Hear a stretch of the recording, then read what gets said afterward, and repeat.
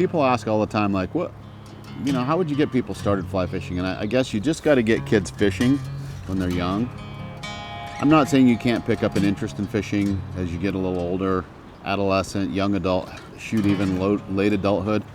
But I feel like the people who get really passionate about it, most often, not always, but most often, start when they're really young and just become super interested. So the thing I would say is, even if you're not a young kid, you want to get started, just start going fishing. And fish by yourself. If you can have the luxury of fishing with a guide, that's great. Fish with buddies, just fish. And know that you should learn as much from times you miss a fish or don't catch anything or lose a fish as you do from all the times you have a great time and it's a very successful day. I saw a video, it's been a while back, social media is the rage, right? And I have 2 young teenage kids, and so they're always showing me videos on TikTok and Instagram and YouTube. Dad, look at this. Dad, look at that. Well, so nowadays I find myself scrolling sometimes, and I saw a Michael Jordan video. And his message is like, he feels like he's made it too easy for people to think that he's as good as he is because he's just that good. And he talks about how nobody sees all the work he's put in behind the scenes, and nobody's seen the times that, no one remembers the shots he's missed to win the game, where he missed the shot and lost the game. But that's what it takes.